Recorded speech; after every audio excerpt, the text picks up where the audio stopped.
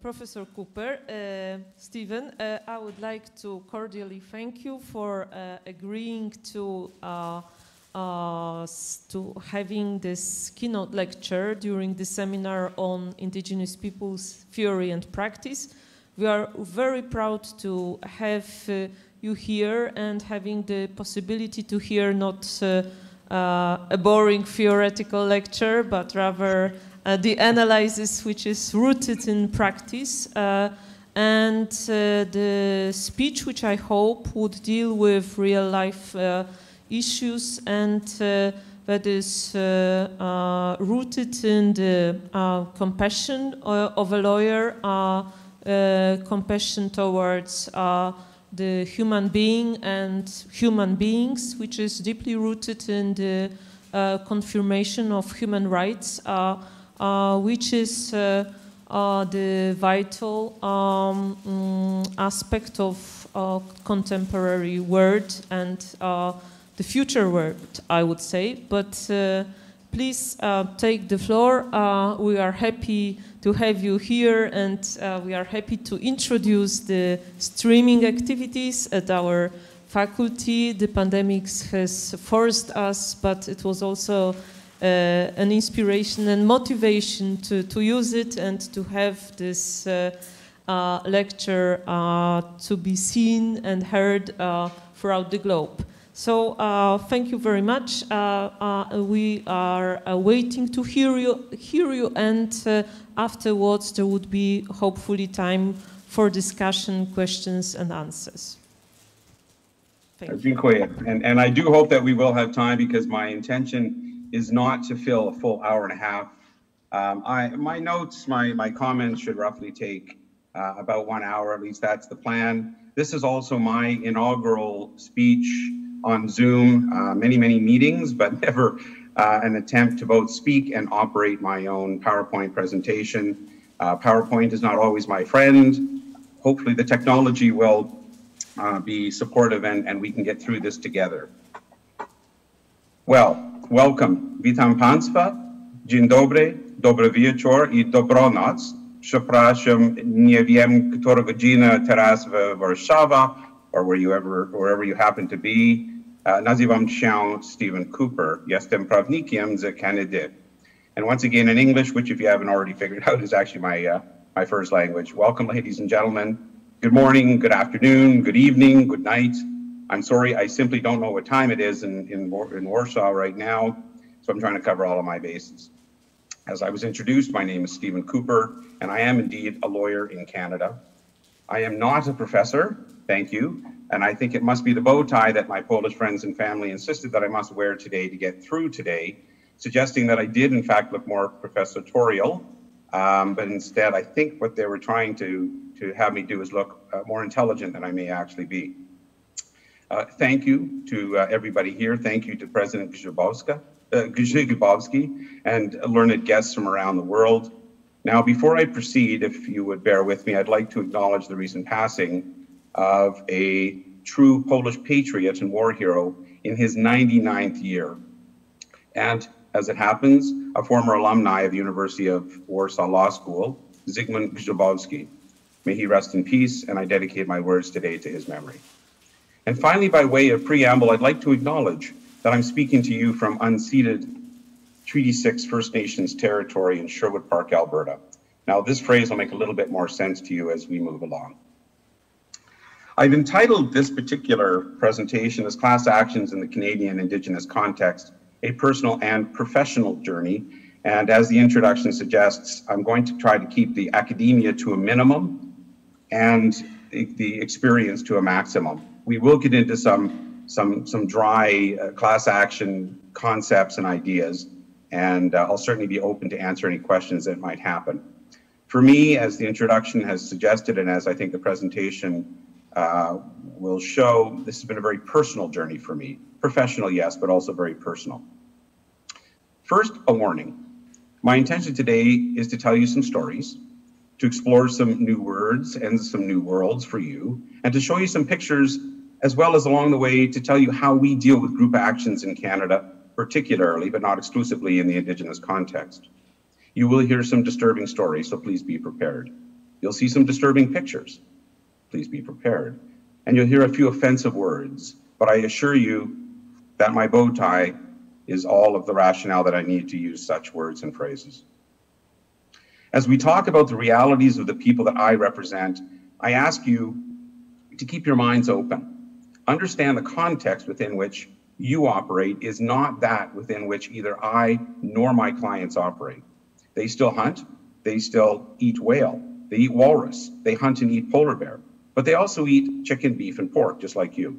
They also have a ready supply of food outside the doors that most people here listening today wouldn't recognize. And mostly due to their isolation, they're one of the few populated parts of the world that is COVID-free. By no stretch of the imagination are our clients only in the north or only in Canada, but they do represent a bulk of our work, and you're going to see a lot of pictures of snow like that behind me. Let me start this way. Let me ask you this. When you think about the Canadian North or the Canadian Arctic or the Arctic anywhere, what do you think of? You probably think of igloos. The reality of igloos, though, is that the Inuit still use them, they still make them, and periodically occupy them only in the case of an emergency. But they're also built for educational purposes and for tourists, like tourist Cooper on the right and associate tourist Mary on the left. Maybe you think of polar bears.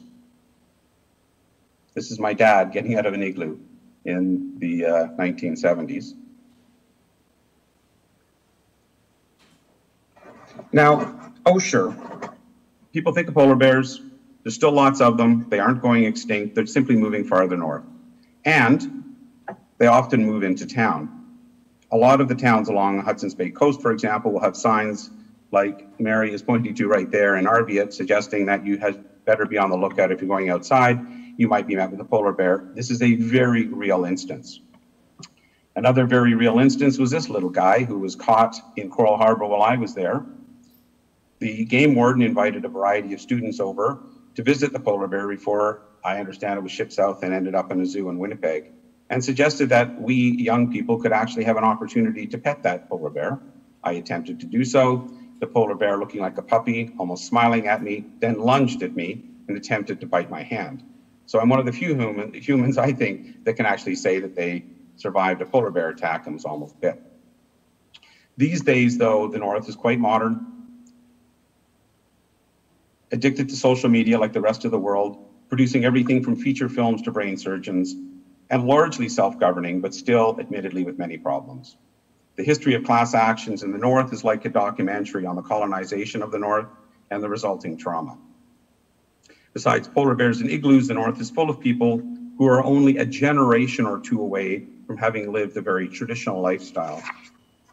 That lifestyle is currently being recaptured, revived, and recorded. The North is experiencing its very first generation relatively free of institutional programs intent on forced assimilation. Class actions have been a tool to free up the minds and the memories of victims of those attempts.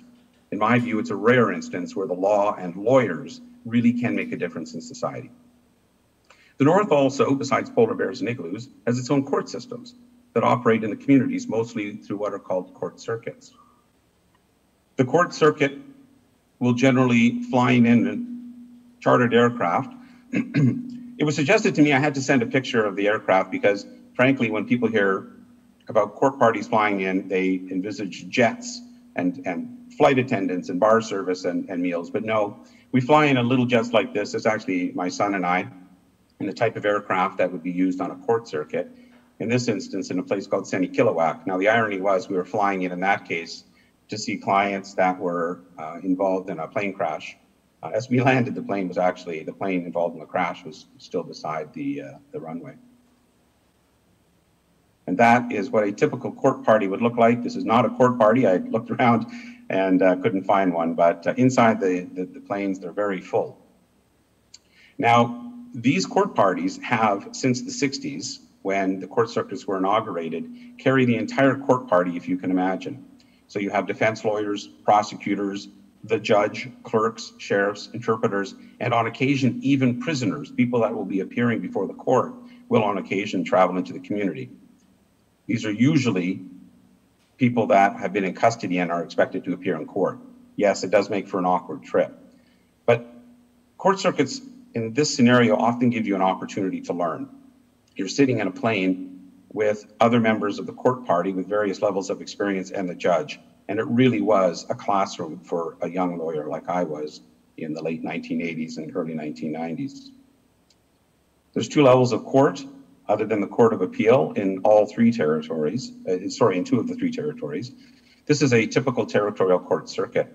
Now, if you look carefully, the guy who appears to be studying very hard for the pending court application, and with the unfortunate mustache, is me. Beside me, standing up, is another defense lawyer. Beside him is the prosecutor.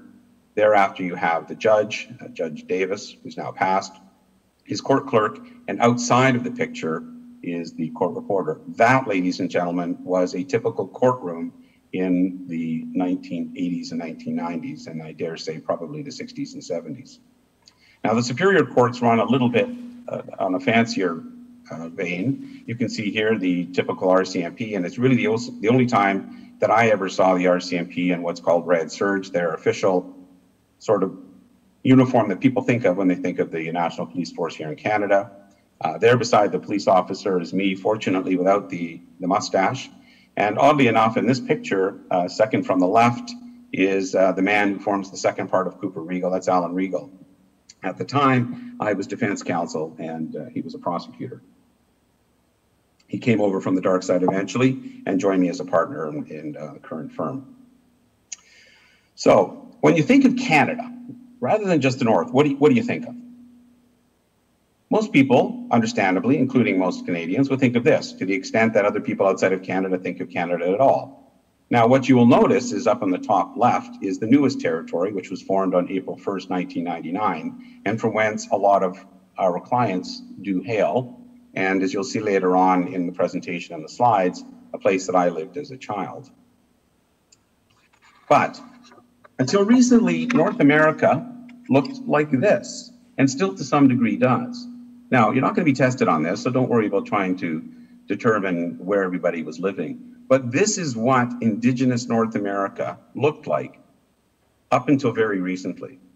The borders obviously have changed as they have through history, but this was the North America that Columbus would have been approaching when he thought he was making his way to India or China. This is a representation of the major Indigenous groups in Canada as they know themselves, and that's quite important to recognize. Now, this was actually a map that was prepared by an American Indigenous organization, and it isn't entirely complete, but I do want you to look in about the middle of the map there. You'll see reference to the Harringtons. If you know where Hudson's Bay is, the large body of water in the midst of Canada, just to the left of that, you'll see the Harrington. These are people that are very important to my narrative and to the narrative of Canada, and we'll be talking a little bit more about them as we go along. But no surprise, the real story began in terms of what I do today and so many of my colleagues back in 1492 when, as we were told, Columbus sailed the ocean blue. This was the start of a rather tempestuous Columbus Day poem that so many of us students in the 60s and 70s in North America were forced to recite. North Americans and Europeans have been taught for generations that time was at a standstill until North America was rediscovered by Columbus. North America, like Australia and other parts of the world, colonized by European powers, particularly the British and the Spanish, were treated as terra nullius, or no one's land, there simply for the taking. It was this understanding of history and the First Nations, Inuit and Métis, within it that led to and justified a series of historic injustices that left Canada grasping for solutions. For hundreds of years, we ignored the problem. For hundreds of years, we suppressed the problem and the people most affected by it. Canada has, in fact, a rather sordid and racist history, and this is where the lawyers come in. Before 1984 in Canada, there was no accepted legal concept that could lead to the resolution of the historic wrongs and the present defenses that have been undermined or attempted to undermine the Indigenous people and culture of this country. Then a magic thing happened in that year, 1984. Supreme Court was asked to adjudicate a land dispute between an Indigenous nation in what is now called British Columbia and the federal government. The case was titled after the chief of the Musqueam Band, Grand Chief Garin, and his band, which were the traditional occupiers, users, and in strictly European terms, owners of the subject land. But before we explore the seminal case of Garin versus the Queen, let's get a few things straight. What you're looking at there is the Shaughnessy Heights Golf Course, which traditionally had been the Musqueam Band land. Our language once spoke of Indians, Eskimos, and half-breeds. These are at best outdated terms and at worst racial epithets. You'll hear me speak of Indians as First Nations, as Eskimos as Inuit, and half-breeds as Métis.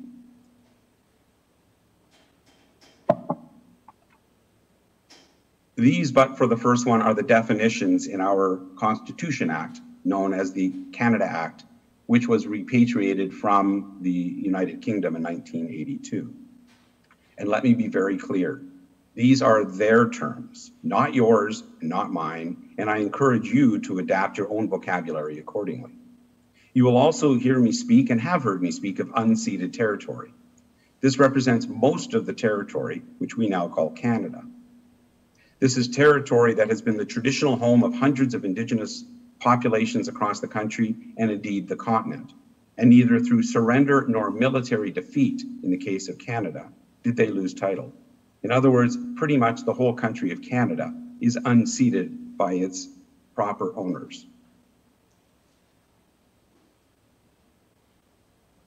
The chief of the Musqueam First Nations band discovered that a piece of land that was sold to the golf club that I just highlighted in the previous slide had been surrendered to the government of Canada and had been done on the basis of what was clearly fraudulent information and false promises.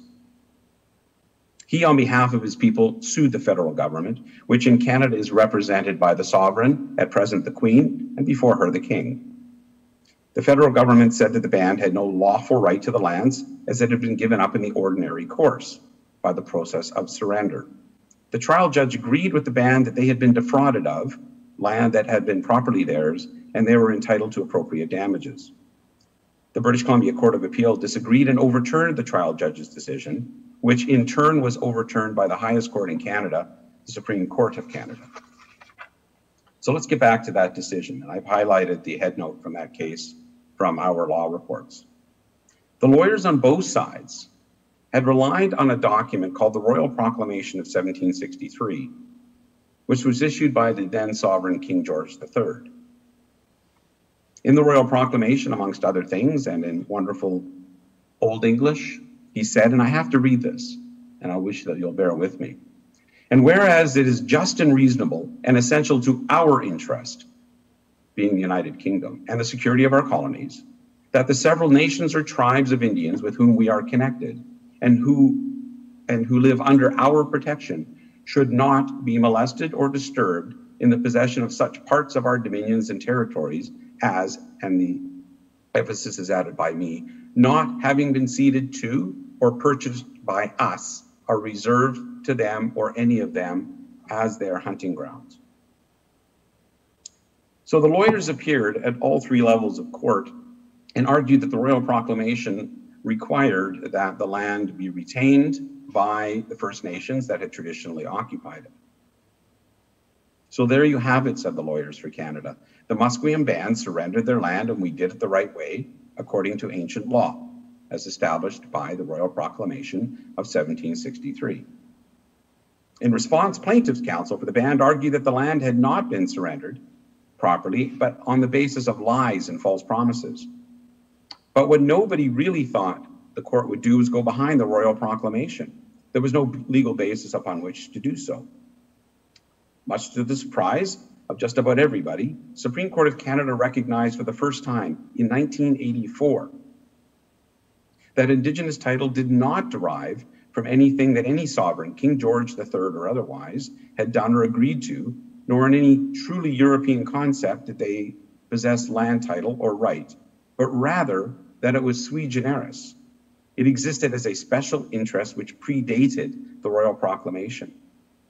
The Royal Proclamation did not dilute this right, but rather imposed additional burdens upon the Crown and its successors. It was not enough, said the court, for the band to have been said to have surrendered the land, but that the surrender process was obliged to be done properly.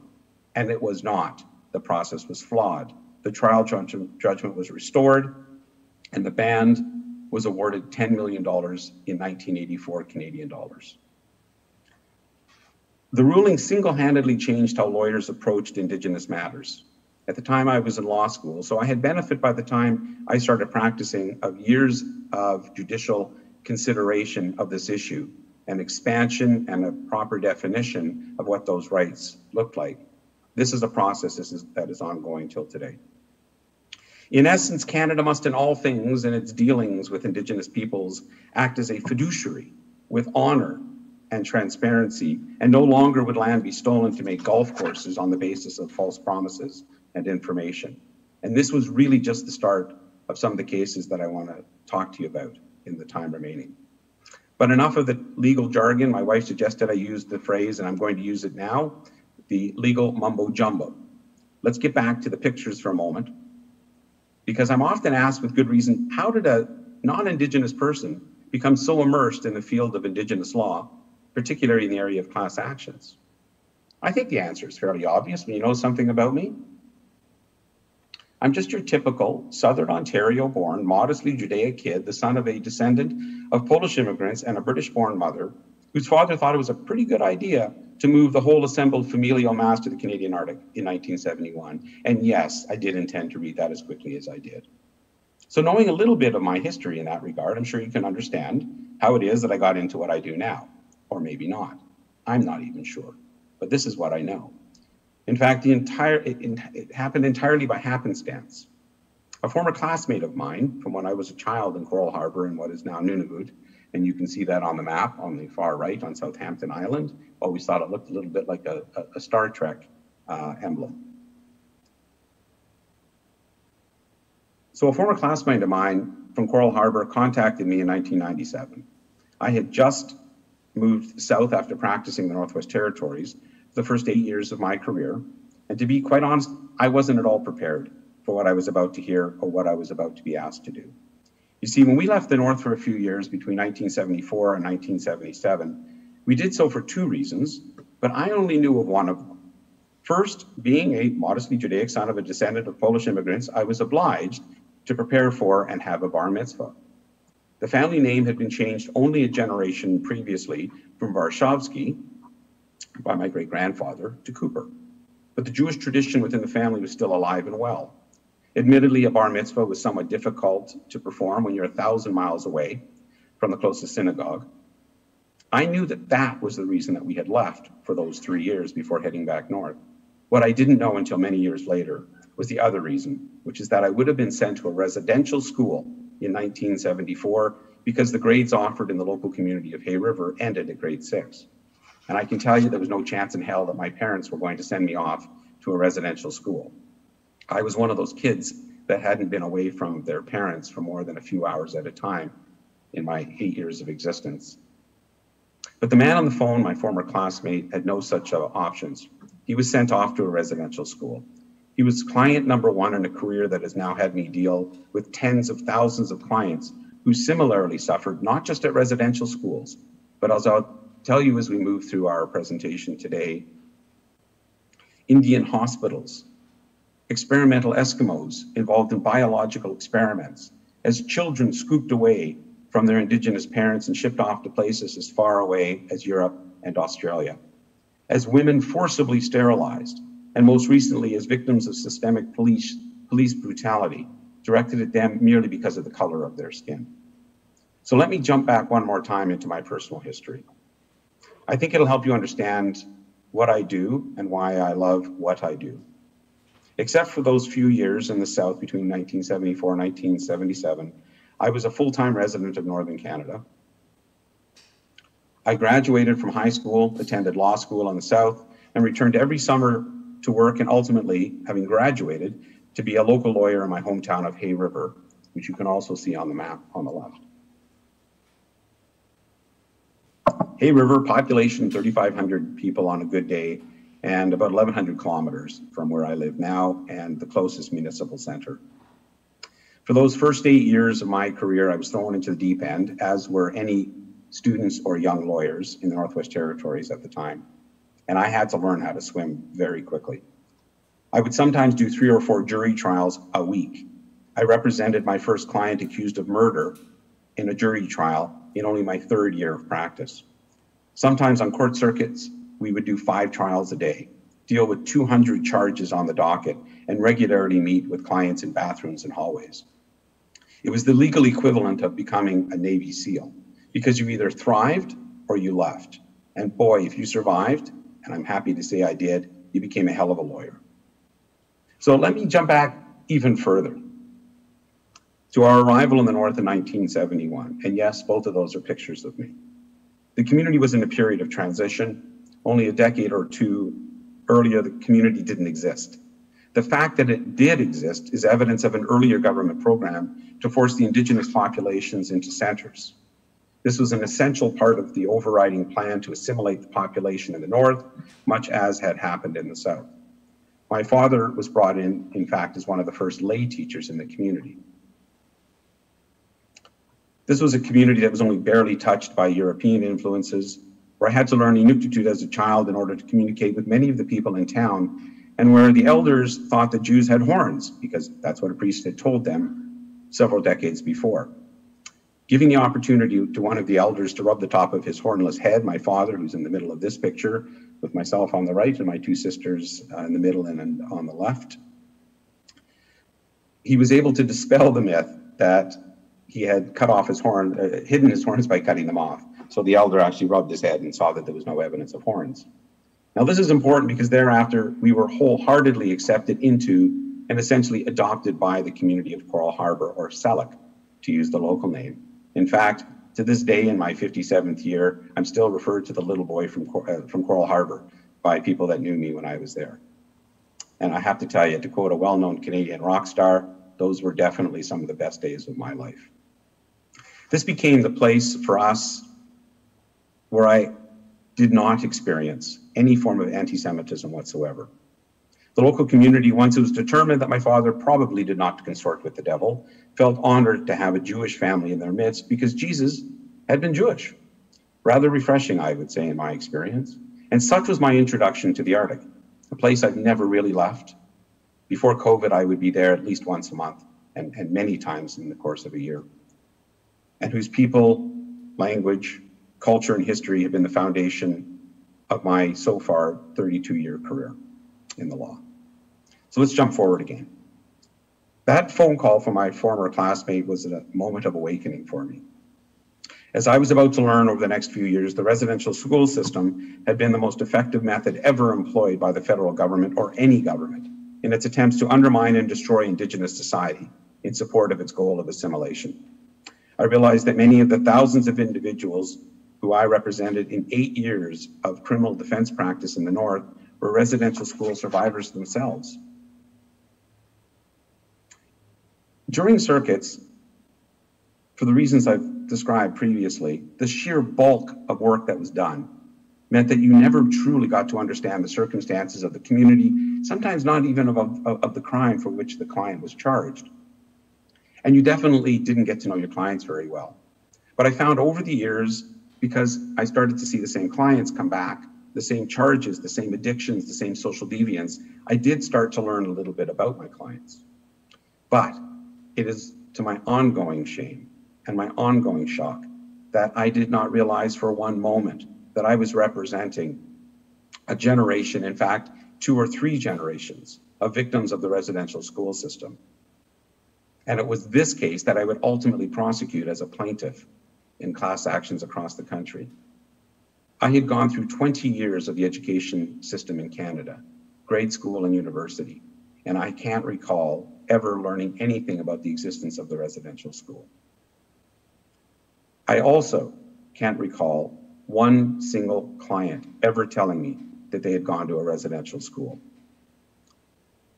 let alone the abuse that they and so many of their friends and family had suffered. And therein really lies the rub. The system did not manage to assimilate or destroy the culture, but it did manage very successfully and often irreparably to damage the lives of individuals. Just after World War II, the Government of Canada set up a military post in what is now the southwest corner of Nunavut. It was, in essence, a weather station that was populated by a number of soldiers, usually only 2 or 3 at a time.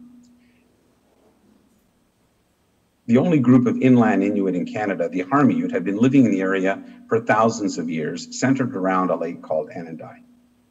As is often the case with the Inuit, they went through times of food shortages and starvation, but had persisted and survived without the involvement or assistance of the colonial powers. Nevertheless, 2 events interrupted their cycle of life.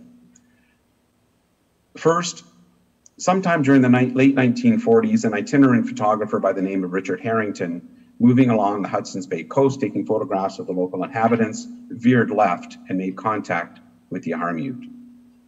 He made what became a very rare photographic testament to a life that was hardly changed by the European incursion into North America, and produced some of the most enduring photos of Arctic lives that had not yet been forced into full colonial transition, including this photo, his most famous, entitled Madonna and Child. This is a photograph of Kipsiak, now known as Stephen Kipsiak, who's alive and well in RV at Nunavut, and his mother. The photograph was described as a mother and child on the brink of starvation. This was nonsense, in that it represented yet another example of a well-meaning but ill-informed European attempting to explain what they did not understand, and doing so through their colonial eyes. Yes, the Harmiut were hungry, as they sometimes were, but they weren't starving to death. And absolutely did they not need any sort of government assistance. What happened next was a classic example of the federal government misunderstanding the circumstances and stepping in to create more harm than good. Mr. Harrington took quite an amazing series of photographs, which became the content of one or more of his books. For me, it's not this photo that you're looking at that means the most. It's this one, and I'll explain why. In this photo is my friend David Serkowak, about whom we'll hear more later. Mr. Serkowak, David, also known as Hikowak, is in this photo as a baby in his mother's amauti. And you can see his mother wearing the amauti, a specialized designed parka unique to the Inuit that has a very large hood in which a child or a baby is able to be safely transported, thereby leaving mom's hands free. That baby in the amauti is David Serkowak. Around the same time, the soon-to-be celebrated author by the name of Farley Mowat, and if there's any Canadians on the line, they'll certainly be familiar with that individual. He's a man that I had first heard of in high school, where some of his books were mandatory reading for Canadian students. At the time, though, he was a university student. He was sent north to study caribou migrations around the Anandai Lake area, at which point he met the Harmiut, and shortly thereafter purported to document their life and sufferings. It's important that I use the word purported. The result was a book that I read as a child, never for a moment expecting that I would ever meet, let alone represent the people represented therein. He produced a book called People of the Deer. The book caught the attention of politicians and resulted in lengthy debates in Parliament. In it, the Harmiut were described as suffering and starving people desperately in need of government intervention. As a result, the government decided that they had to step in. And in Canada, as is probably true around the world, one of the scariest phrases you can hear is, "Hello, we're from the government and we're here to help." And so it came to pass that the writings of an author known to many of the Harmiut, not as Farley Mowat, but as Hardly Know It, for his fictionalized writing, creating as fact, produced a series of forced relocations. Now, I don't know how easy it is to read this, and I'll show you a closer view of the essential map. But over the course of the next 10 years, the Harmiut were moved at least 5 times. So you can see on the left Enadai Lake, and in particular, I'm going to talk about the first move to Knowlton Lake. These relocations occurred over a 10-year period and caused, particularly in the first case, in 1950, almost unimaginable suffering, death, and even murder. I don't have time to relate all of the circumstances of these absolutely terrifying times, but in a nutshell, the government intervention and the consequences thereof became the subject of a mass action that I commenced in 2008. So what's a mass action, you might ask? A mass action is an alternative to a class action in that it involves multiple plaintiffs, but is pursued as a traditional form of litigation. In this case, we represented roughly 172 Harmute, including what at the time that I filed the claim were 8 elders who had been adults during the relocations and 13 individuals who had been alive but were minors at the time. The other bulk of the group represented the first generation of their descendants. The first relocation was originally planned in 1949 and took place the next year and resulted in the group moving without any prior notice or consultation, if you can believe this, to an island in the middle of Knowlton Lake. There's different theories about why that place was chosen, including the fact that they were being trained or prepared to be trained to become commercial fishermen, another plan to try to assimilate people away from their traditional life and livelihood. What happened next is the theme for a horror movie. People were starving. They were on the island, not being allowed to bring any of their own survival gear or hunting gear, not so much as clothing or any of their tents. I heard stories over and over about people eating their clothing because the clothing at the time, some of it was made from animal hides. I heard of nursing mothers who were producing only blood from their breasts when they tried to feed their babies. They were trapped on that island until it froze over and eventually, after many months, managed to make it back to their traditional living area around Enadai Lake. In the midst of these multiple relocations, Life magazine sent a photographer to record what their editors had apparently claimed was one of the most primitive tribes left on Earth. The Harmute described a man landing on a float plane, telling them to change into their traditional clothing and instead of their modern clothing, and to hide all of their modern implements, including their firearms. In this picture, you can see one of the Harmute shown as if the only implement for hunting that he had was a bow and arrow. This was simply either a toy or something that was made as a craft, but wasn't actually used as a hunting weapon at all. They, as a group, were then told to parade around, march around, and to assume certain poses so that the photographer could get what he called authentic recordings of their lifestyle. In fact, in 1956, this young family was featured on the cover of Life magazine under the title Stone Age Survivors. The young mother, 17 years or thereabouts at the time, shown on the left, is in fact Mary Outlook, one of the survivors that is actually now the only survivor of those moves that's still alive.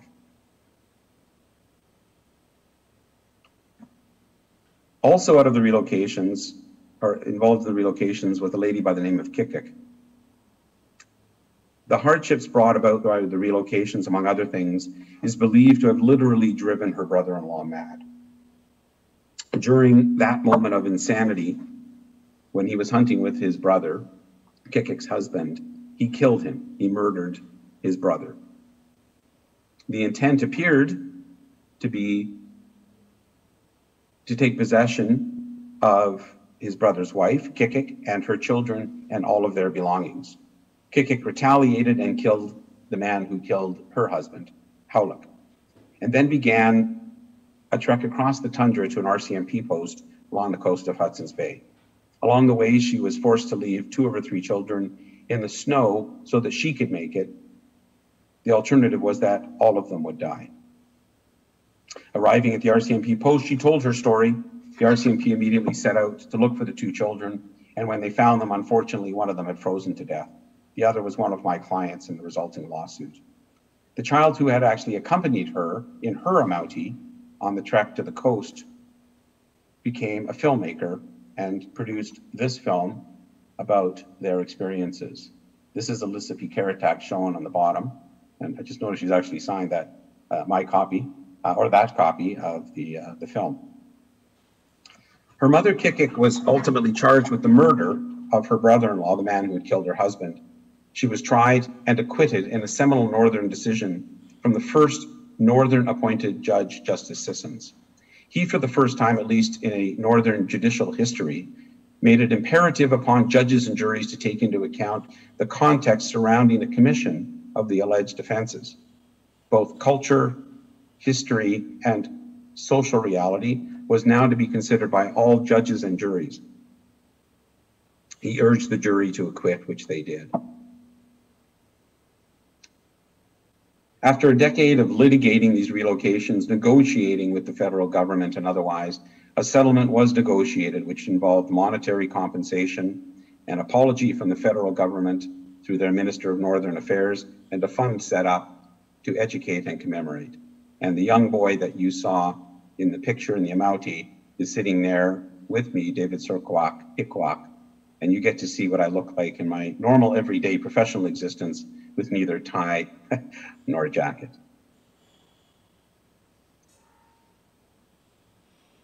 When we settle these claims, and I'll get into this a little bit later, one of the most important things that results are these apologies. Another apology that we'll touch on again a little bit later involved Labrador residential schools, Newfoundland and Labrador residential schools, and some of you may recognize the Prime Minister of Canada, who a little over a year ago, or getting close to 2 years, issued an apology to Toby Obed, the lead plaintiff in Newfoundland and Labrador. Similar apologies were given by Prime Minister Harper with respect to the residential school settlement that was negotiated nationally. And there you can see David Sirkwak with the minister just after she offered her apology to the Harmute. From a litigation perspective, we created a new form of representation in the case of the Harmute, whereby the mass action was conducted under the auspices of a society specifically set up for purposes of representing the group, so that we neither had to seek the advice, consent, or authority from 172 individuals, but at the same time did not have to layer over the complexity, time, and resources that a class action would require. Let me next talk about what's referred to as URSA. By far the largest, most significant class action settlement in Canadian history was the Indian Residential School Settlement Agreement. 15,000 claims have been started against the federal government, some as class actions, some as mass actions, and some with a single plaintiff. By 2005, the pressure on the government became overwhelming, and former and retired Supreme Court of Canada Justice Frank Iacobucci was appointed to represent Canada in negotiations to try to settle these outstanding claims, all of them. 6 months later, lawyers on behalf of the plaintiffs, including myself as part of the negotiation team for the largest block of law firms representing about 8,000 survivors at the time, negotiated a settlement which is estimated at around $7 billion. By far the largest class action settlement in Canadian history, both in terms of dollars and in participants. The primary class of survivors included only those who were alive on May 30th, 2005, and the class eventually ballooned to over 100,000 people. The class action represented a turning point in federal government Indigenous relations, always and still very rocky, but progress nonetheless. The repercussions were still being felt from the report by an Indigenous judge who was appointed to chair the Truth and Reconciliation Commission. This commission, modeled on the South African example, heard the testimony of over 7,000 people and came up with an important series of recommendations which have helped guide the federal government. Curriculums have changed, 30,000 abuse hearings were held, and a good number of people were able to put their demons to rest. Not everybody is happy, of course. Many institutions were left out. Many claims were dismissed on very technical grounds, but despite the naysayers amongst us, the claim did represent the best example of a successful class action that we have in the legal history of Canada. I, in fact, modeled the settlement in Newfoundland and Labrador on that settlement, with very many improvements based on what I learned worked and didn't work in the national action. I want to talk to you next about this man. This man is the former Premier of Nunavut, Paul Quassa, and a current sitting member of the Legislative Assembly. We're in fact in the Legislative Assembly at the time that this handshake took place. In the late 1960s and early 70s, geneticists and biologists were combing the North, performing their own experiments, this time involving skin grafts. Without seeking appropriate consent, scientists were removing skin samples from the Inuit and then grafting them onto other Inuit, if you can believe that. It was with some irony that a man who received the Order of Canada for his work in medical ethics wrote a chapter in his book talking about this experience and quite refreshingly admitted that in this particular case, he had broken his own concept of ethics and not seeking appropriate consent. He acknowledged that the failure resulted in a breach of medical ethics, and at least 50 to 60 people are known to have been the subject of the experiments that had no medical purpose other than scientific study. And here you can see, and I don't know which of these arms is Paul Quassa, but the little chunks of skin that were taken. Up to 3 separate samples were taken. A sample would be taken off of the forearm and then grafted onto another forearm.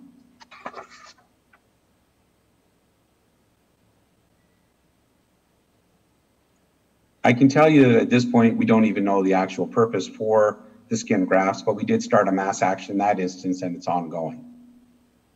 Let me talk about another class action in which I was involved called the 60s Scoop. In the 1960s, the federal government entered into agreements with various provinces to reduce the number of children being brought up in traditional Indigenous fashion. Apparently, they weren't satisfied with the already devastating and failed assimilation attempts of the residential school system. By 1970, roughly a third of all children in custody of either the province or the federal government were Indigenous. And roughly 70% of those children were being placed in non-Indigenous homes without the knowledge, consent, or involvement of their biological parents or their traditional communities. In fact, this is what was happening. Most of these children came from homes where the parents and grandparents were the survivors of the still operating residential schools, and the children were advertised like they were lost puppies looking for a new home. Moving forward, I want to talk about the forced sterilization cases of the modern age. Sorry, Indian hospitals, to stay in order. This, ladies and gentlemen, is a mass grave marker. In 1945, the Government of Canada brought together the various people and organizations that were responsible for treating illness in the Indigenous communities across the country. At the time, tuberculosis was devastating many parts of Canada, but particularly the Indigenous community. The solution was to create a nationwide system of what was referred to as the Indian hospitals system. In those hospitals originally designed for First Nations, and particularly for those suffering from tuberculosis, were eventually treating all Indigenous people for every conceivable ailment from all across the country. The hospitals actually existed up until the 1990s. Much like the residential school system, the hospitals were designed to provide assimilation services along with medical services.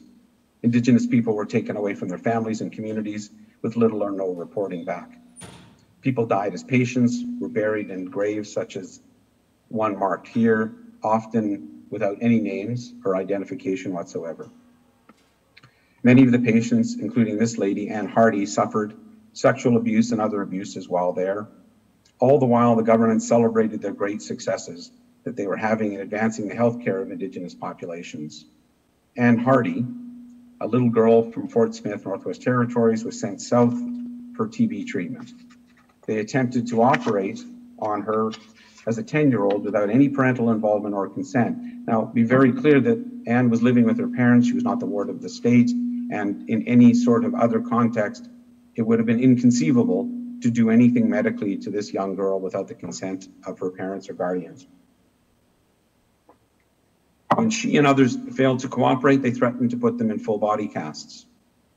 She saw so many of her other young patients tied to beds when they would not listen to the directions of the staff. She's a stellar example of somebody finding the courage to come forward and describe very personal and intimate matters of abuse and medical mistreatment, and doing so in a public forum. She is the sort of person, the representative plaintiff, who gives strength to other members of the class, and she's truly representative of their interests. We now know that many of the other young victims were also subject of abuse. A consortium of 4 law firms, of which my firm and myself are one, commenced a class action, and that claim is currently set for hearing in the court. Damages are claimed in the range of $1.1 billion. I'm now going to show you a rather disturbing video.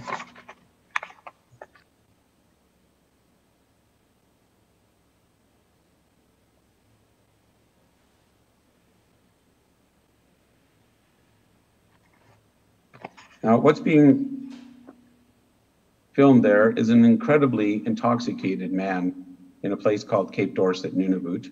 I don't know if you're getting the sound. For some reason, I am not. But this young man who could barely walk was first hit by the car door, the truck door, and then assaulted by numerous police officers. You see similar videos coming out of the United States, but this one in particular is important because it was the impetus for a class action that we've commenced, or 2 class actions that we've commenced involving the Royal Canadian Mounted Police, the National Police Force in Canada. You can see he's defenseless, he can barely walk. You can see that the RCMP drove up in his truck and seemingly purposely opened the door with the intention of hitting him and almost running over him. This video infuriated myself and my colleagues and resulted in the class action that we've now commenced. Already, the class action is having a result. The Prime Minister of Canada and the RCMP head, the Commissioner of the RCMP, have acknowledged publicly and repeatedly that discrimination, systemic discrimination, is a problem in our national police force.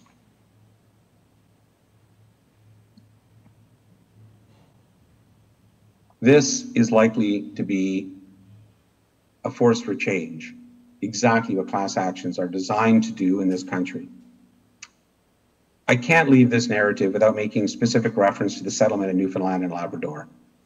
The schools were run by different organizations that had been involved in the rest of the country, specifically something called the International Grenfell Association and the Moravian Church based in what is now the Czech Republic. When the apology was given nationally by Prime Minister Harper, he expressly excluded Newfoundland and Labrador survivors as if they didn't exist. And by doing so, he simply compounded the pain that people like Toby Obed had suffered. Toby was our lead plaintiff in the class action. And he contacted me one afternoon in 2007 and very politely and rather timidly, I might add, asked me if I would represent him and his former classmates. 3 days later, I was flying roughly 4,000 miles to meet him in Goose Bay, Labrador. I assembled a magnificent team of lawyers, including a graduate of the University of Warsaw Law School, shown here. You can detect her by looking for the very obvious yellow purse. And we spent the next decade battling the federal government to ensure that the survivors of this residential school system in this province receive their recognition and compensation. We were never sure we were going to win, but we were always sure that we were going to try. Being brought into Confederation late, the last province admitted in 1949, Newfoundland and Labrador, was excluded from the National Residential School Settlement. The documents leading to Confederation in the new province with the rest of the country were very unclear as to who had jurisdiction over their Indians and Eskimos, and it was simply forgotten about. There was no written confirmation as to who had the constitutional jurisdiction over this particular body of the population. Justice Stack was the trial judge and supervising justice, and on approving the settlement negotiated with the federal government, noted that it was the only case of its kind that had ever actually come to trial, and that it had been extremely hard fought with 9 major applications, including 2 pre-trial appearances in the Newfoundland and Labrador Court of Appeal. Importantly to us, he expressed the sentiments that many judges express in referring to class actions that settle. But for the actions of the lawyers as the vehicle or through the vehicle of class actions, the matter would never have come to trial. the history would have been lost and the suffering would have been unacknowledged. The case for a variety of reasons, not the least of which is set out in the authoritative book by a Polish author, properly entitled The 27 Deaths of Toby Obed. It's an odd scenario where the most authoritative book is only in Polish and not in English. And if you're interested, I'll have a slide later on showing you the title and where you might be able to find it. One of the most important pictures that I have in my collection is this one. If you see the man standing in the center of this photograph, you see him here. He's dancing. And if anybody ever wants to know why I do what I do, this picture really encapsulates what we do. This was a man who had waited for 40 years, 50 years even, for this event. That's Prime Minister Justin Trudeau about to hug him and apologize to him and the roughly 1,000 other survivors who had gone through the Newfoundland and Labrador system. So in the time that I have left to speak to you, I'm going to go into some of the more technical aspects of class actions. Class actions themselves derive out of representative actions. Representative actions themselves derive out of the notion of judicial economy, and judicial economy finds its origin in access to justice concerns really more than anything else. Representative actions in every Canadian jurisdiction were based on a rule very similar to the one that's still in operation in the Northwest Territories and Nunavut. Whereas in every jurisdiction outside of the territories, there's something called the Class Proceedings Act, which is specifically designed to guide parties and courts through the system. This is all we have when we prosecute matters as collective actions, representative actions in the North. And it reads very simply, as you can see, where numerous persons have a common interest in the subject of an intended action, one or more of those persons may sue or be sued, or may be authorized by the court to defend on behalf of or for the benefit of all. And that's it. From there, we have a body of law, which in essence now says the Supreme Court of Canada allows us to follow the process that's established by the class proceedings in the South. Now, class actions in Canada have nowhere near the variety or value that we see in the States. Such actions are, in this country, highly regulated and pursued by relatively few law firms. Certain judges in parts of the country specialize now in the oversight of such actions, and the Canadian judiciary and bar have built up a considerable but limited expertise in the field of class actions in the last 2 decades. When class actions started in Canada, it was a both terrifying and exhilarating time, as every class action was considered a potential firm buster. In other words, because class actions are funded entirely by the law firm and not by the clients, and the law firm takes on all responsibility for costs ordered against the class, one loss can literally destroy, and has in the past destroyed, a firm economically. This is an important factor in class actions in allowing lawyers to aggregate issues, experts, and resources more generally. Quite unusually and quite distinct from mass actions, the lawyers have one client and one client only, and that's the class itself as represented by the representative plaintiff. Members of the class, or as they're called before certification, are referred to as putative members of the class. Up to the point of settlement or judicial determination of a claim, there are essentially no plaintiffs, only defendants. Class action proceedings are commenced in ordinary style, and here's the action that we commenced in the forced sterilization case. The statement of claim in a class action looks identical to any other claim, where in the case of multiple class actions being commenced involving essentially the same people and or the same issues by multiple firms, the process then becomes what's called a carriage motion. I don't think I have the time to go into too much about the actual process, and I seem to have burned up more time in showing the pretty photos than I anticipated. But here are the basic steps in the class action in Canada. Claim is filed, a hater application, which is an application whereby the first law firm, and at that point only law firm to have commenced an application, asks the court to prohibit other applications and claims being filed without court permission. What's happened over the years in Canada is that certain firms in particular, and I certainly won't name any of them in any sort of public forum, have been considered opportunistic. Opportunistic in the sense that a claim is filed after a lot of research, investigation, and work by a firm such as ours. They'll find a representative plaintiff and then try to jump into the mix, hoping to get a portion of any settlement that results.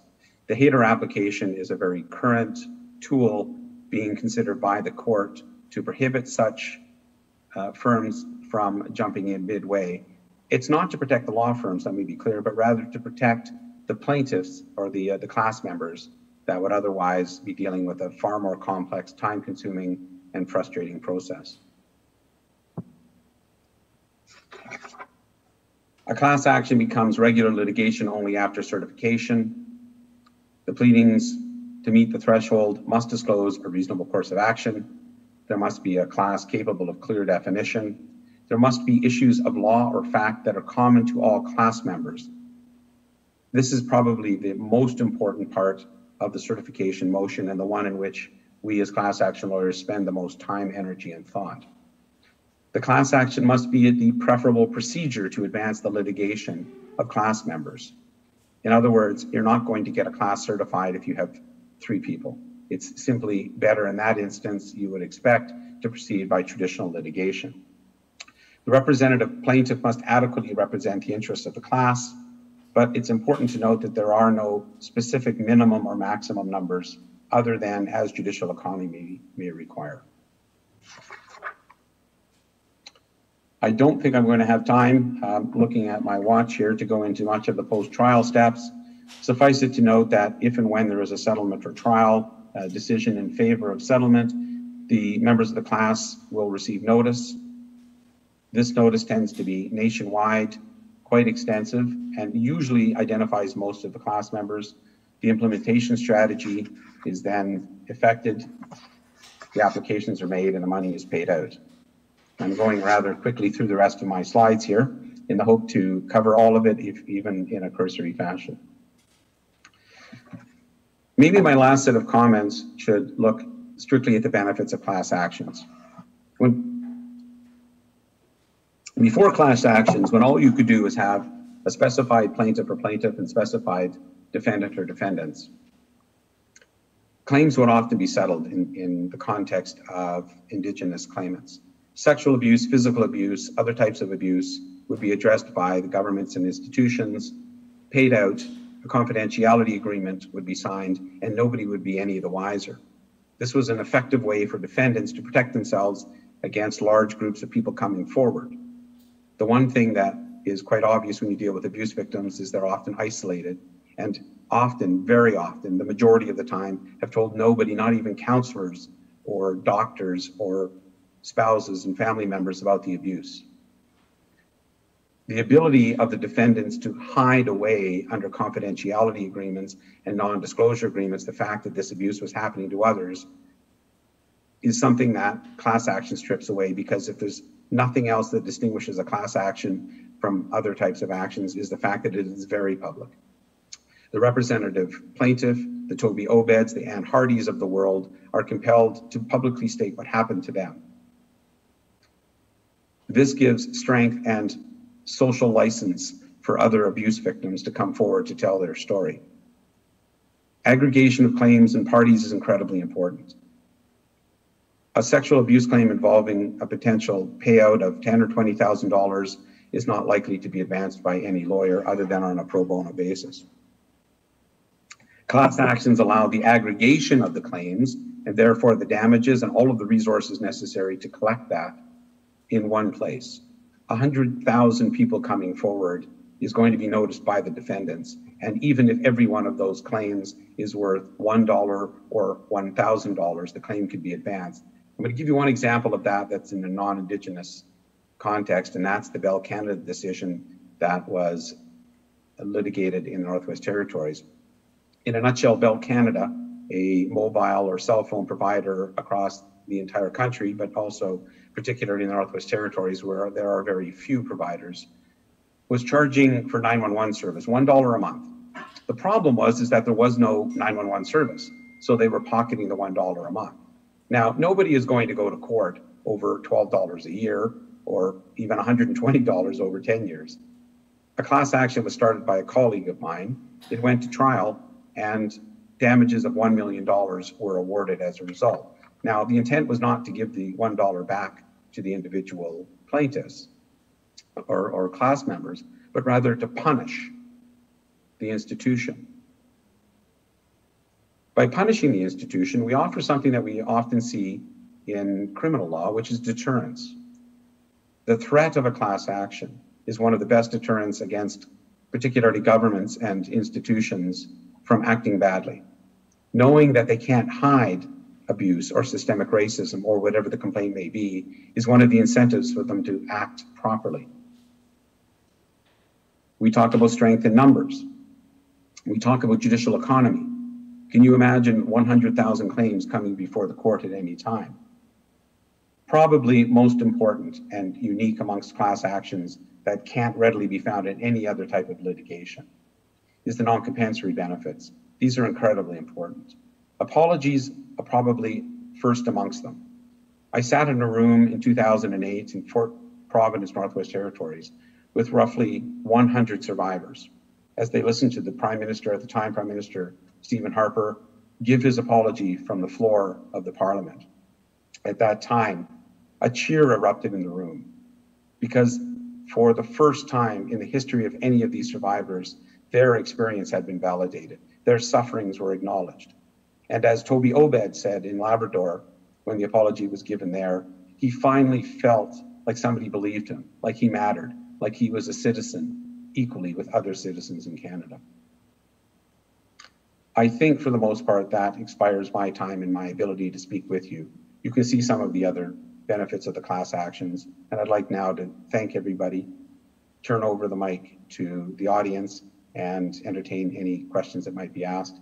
Before I do that, I do want to point out this book, as I promised I would. You're looking at the authoritative book on class actions in Canada with particular focus on the Newfoundland and Labrador experience. I'd love to be able to tell you I've read it. My wife, that Warsaw-educated lawyer, has read it and assures me that it is a remarkable book to help a European, particularly in this case a Polish audience, understand the experience in Canada. So thank you. Masicho, Kwana, Nakumik, Kuyanamik, Mata. Dziękuję. Questions?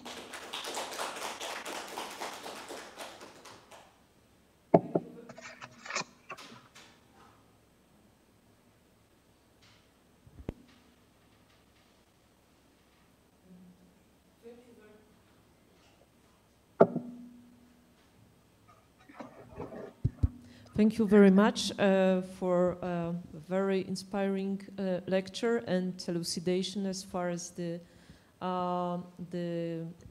Canadian situation and the First Nation situation is concerned, and the legal means in order to help them. And I would like to start a discussion. Who would like to ask a question to our distinguished speaker?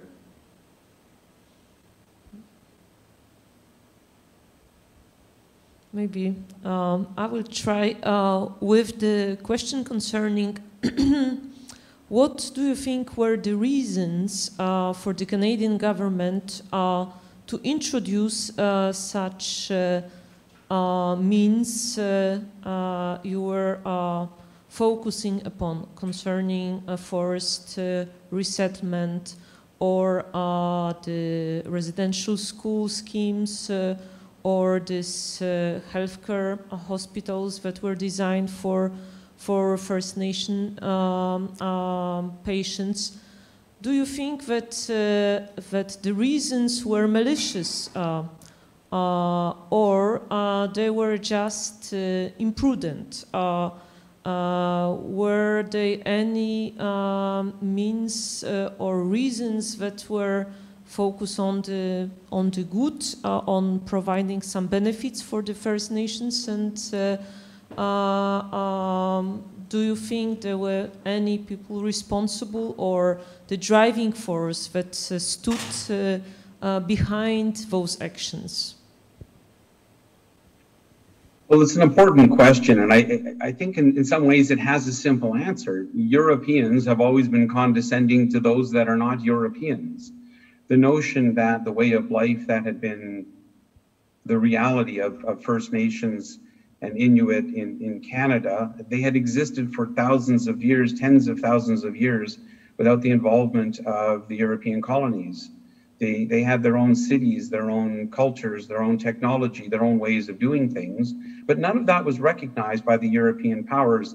When they came over to investigate what was across the sea, they presumed that they were dealing with savages because they didn't understand the language, the culture, the traditions, the everyday life of the people that they were interacting with, and it was simple condescension.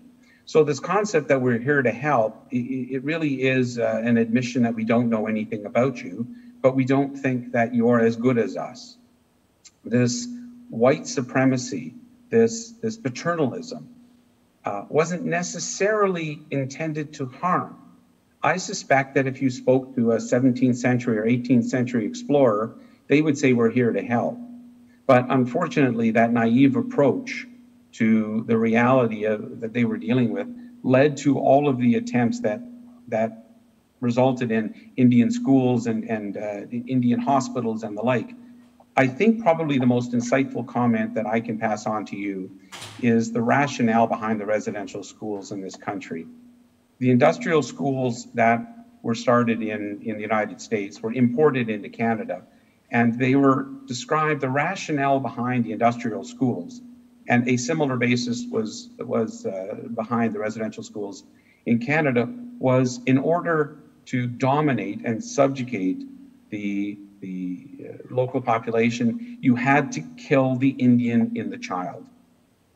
And so the residential school system, first and foremost, was designed to kill the Indian in the child and turn them into what is tantamount to little Europeans, because Europeans only have one understanding of how life is to be conducted, and that's how they conduct it.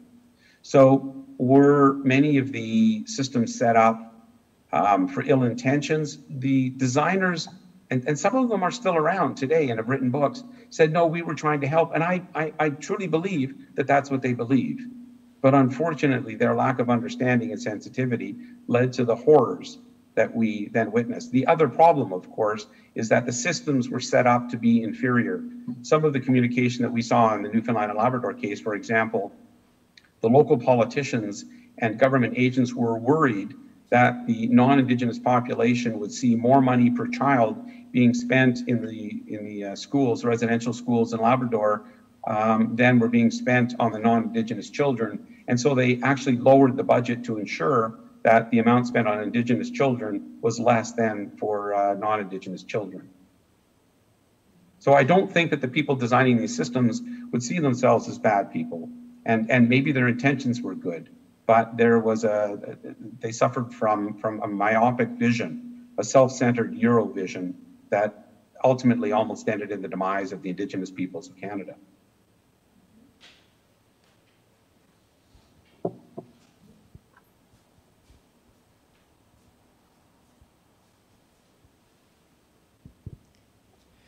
Thank you for your inspiring speech, and I would like to ask you a question which is, I think, essential for anyone who wants to inspire any change, really, which is the question. You've talked a lot about the deterrent function of litigation in such cases.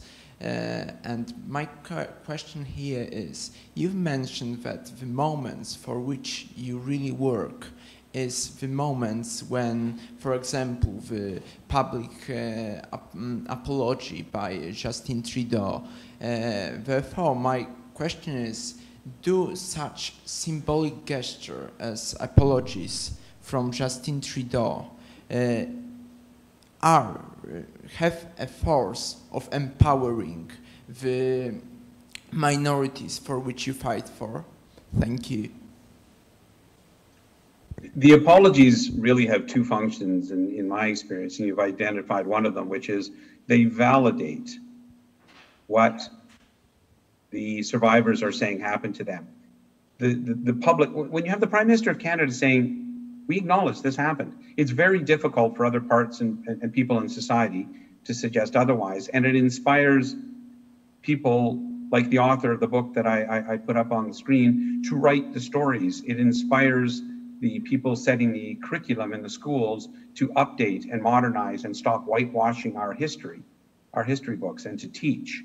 So the two parts are that it validates the experience that the victims went through in the various institutions, but it also inspires the public to become more aware of exactly that which I was unaware of when I was growing up and first working in the law.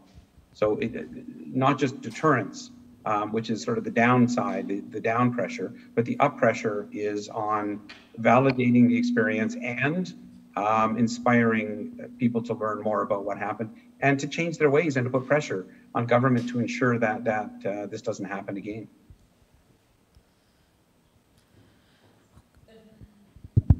Okay, we have one question on a chat by Alicja Grzybowska. Do you think the world has changed and this is the last one of the last cases like this, or outlet the First Nations still in danger of something trying to help and doing the things worse? Well, we're on the upslope. You know, just outside of the litigative context, Nunavut Land Claims Agreement resulted in the new territory of Nunavut in 1999. This is an Indigenous-dominated government which governs the entire territory, not just the Indigenous population. We're seeing self-government in places like the Northwest Territories. The Tlichon are probably the most advanced self-government outside of Nunavut in terms of governing their own people. It's going to take generations to rebound. The generation that is in charge now is still a generation that survived all of the abuses and institutions and attempts to assimilate. Do I think that the Indigenous culture is still in danger? No, I don't. I think that for a variety of reasons, and a small part of that are the class actions, the Indigenous population is and always was capable of taking care of itself, but you've got to leave them alone and let them do what they're good at, which is indeed governing themselves and looking after their own well-being. We class action lawyers and litigators more generally are one of the tools in their toolbox, but let me be very clear, we are working for them, not just with them.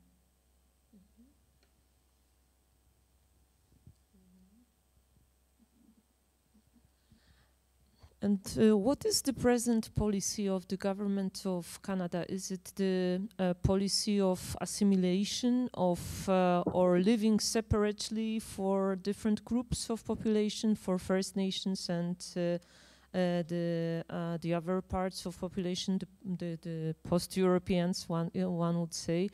Or is there any social technique to build one society, and if so, what is the distinctive features of such a society, and what are the social means that are used in order to raise social awareness or the sense of community, not only between among the First Nations themselves, but also in order to create a greater society of First Nations and Second Nations, yes, if I may say so. Oh boy, how much time have we got? First of all, I'm probably not the best one to answer that. That's probably best asked of an Indigenous representative, and I certainly encourage the faculty to consider incorporating some Indigenous speakers in these series. I think in a nutshell, I guess it depends what time it is to determine what the current government policy is. The government is getting better, and I know that there are people in and outside of the Indigenous community that are going to disagree with me, but the government of Canada is moving forward. One example is the adoption of the UN Declaration on the Rights of Indigenous People finally being adopted into Canada, although the specific piece of legislation that would result in manifestation in real terms in Canada is still on the books. The government definitely moves 3 steps forward and 2 steps back. There is, I don't know what the solution is. I don't know what the future holds. I do know that the Indigenous peoples in this country are slowly taking back the power that has been taken from them over the last few hundred years, whether it's through self-government, whether it's through engaging in businesses. One of the best wineries in Canada now, and yes, we do produce world-class wines, particularly from British Columbia, is Inkami. It's a good example of where an Indigenous group has taken their traditional territories and pursued non-traditional pursuits. Canada is never supposed to be a melting pot like it is in the United States.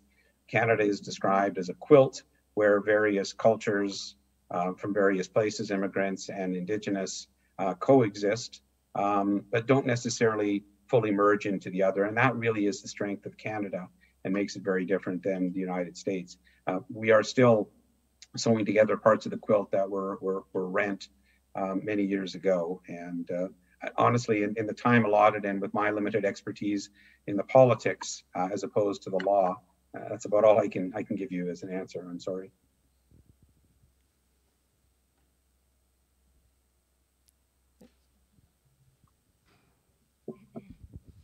The one thing I probably should add to that is that the treaties that were signed between, I think, 1871 and 1911 are now starting to result in modern renditions of comprehensive land claim settlements. That's another very important, very technical area, which is recognizing compromise between Canada and the Indigenous organizations, which I think is a very important part of moving ahead. We can't go back to the way it was. It's just not practical. And so institutions representing government and the Indigenous population are finding those compromises and documenting them in modern terms. Yes, so if I may, I have a question concerning social programs provided by the government for the First Nation communities. I've heard that there are numerous programs like that, and a question whether they really in practice exist, whether First Nation communities are financially supported by the government. Because in Australia, for example, Australian governments used to have and still have problems with their Indigenous peoples who are broadly supported financially by the government. There are a lot of social programs for them, and they are just being spoiled, let's say, by the government's policies.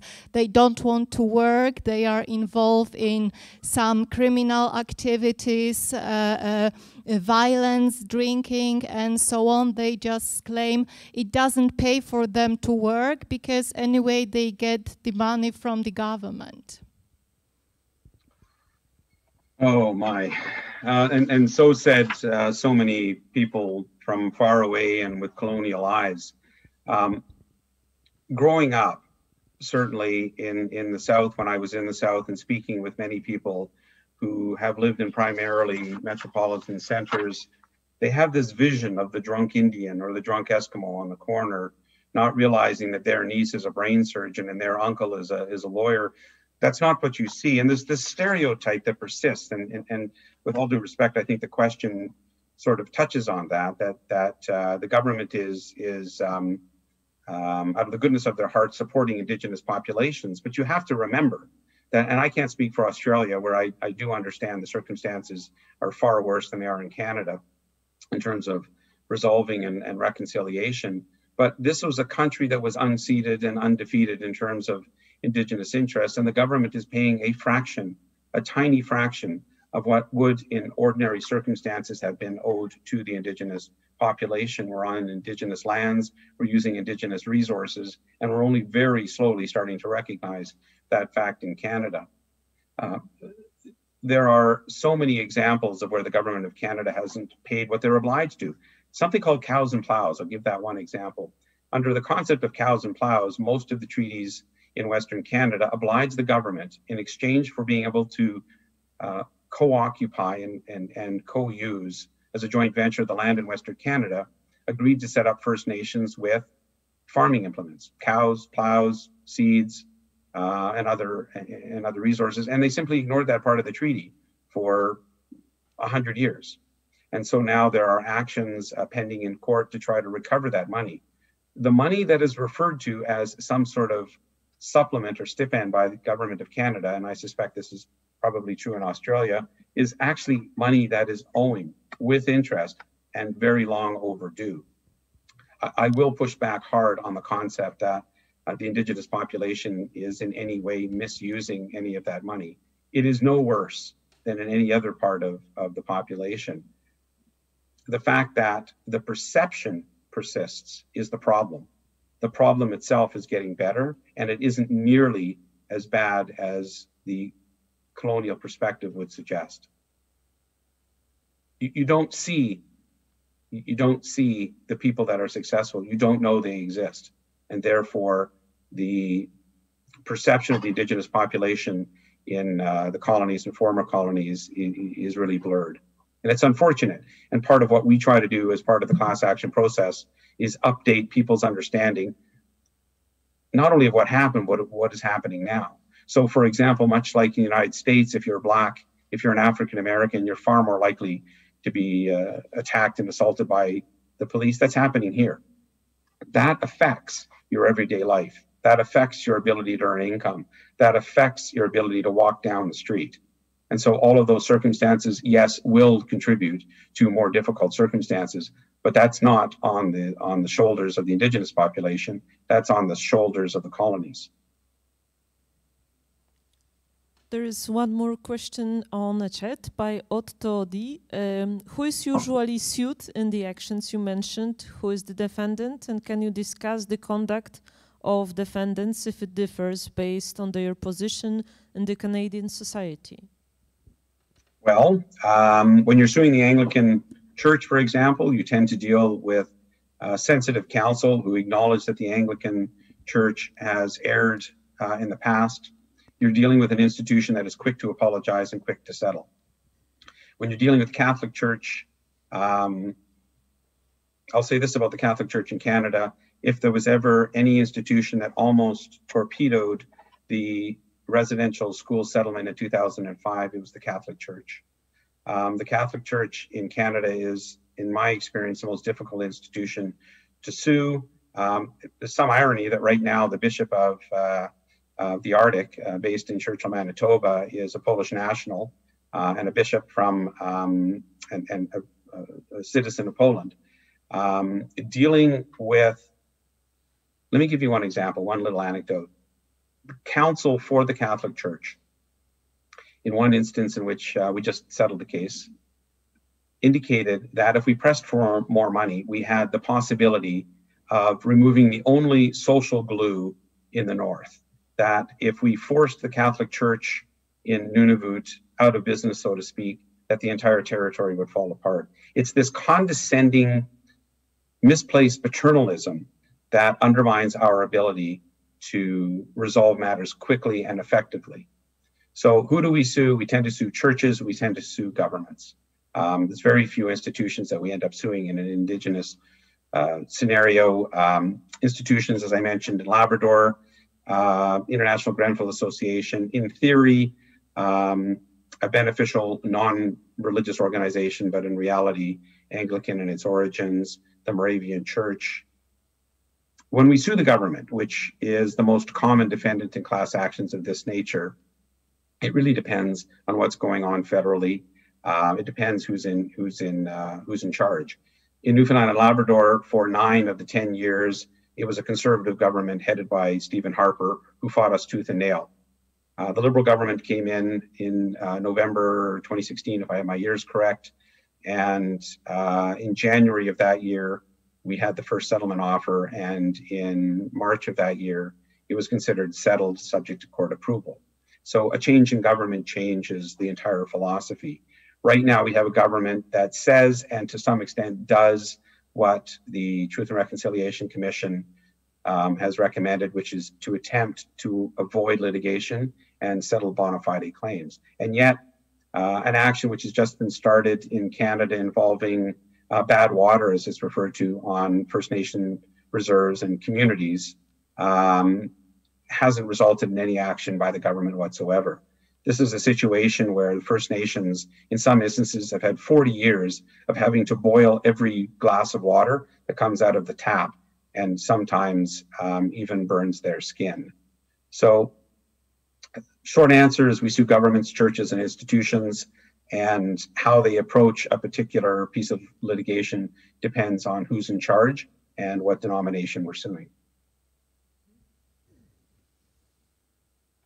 I will say this, and at the risk of suggesting that I'm being particularly hard on the Catholic Church, which maybe I am, the dioceses of the Arctic are perpetually claiming they have no money, and yet we look to the Vatican, as many of my clients do, in frustration and anger, and say, sell a painting or two and give us our due. Hasn't happened yet.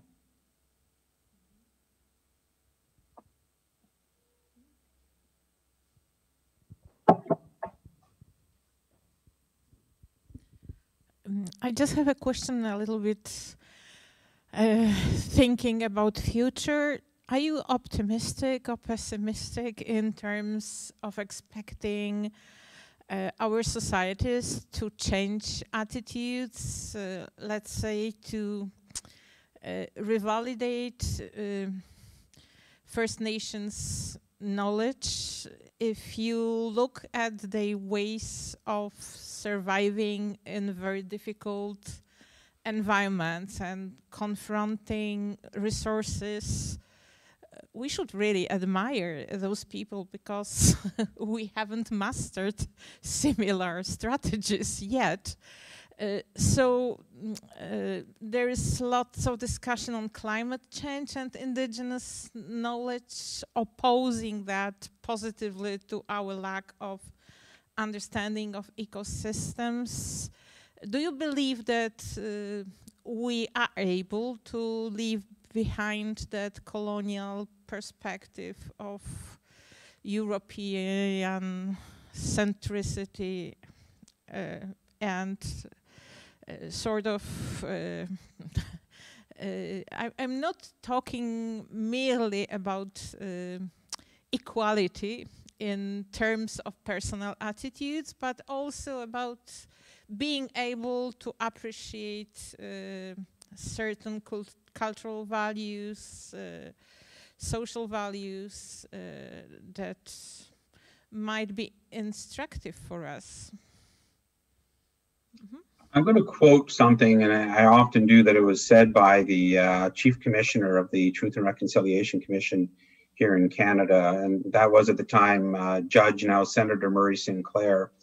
And he made an important point when he was talking about residential schools, but applies more generally, which is that education got us into this mess and education will get us out of it.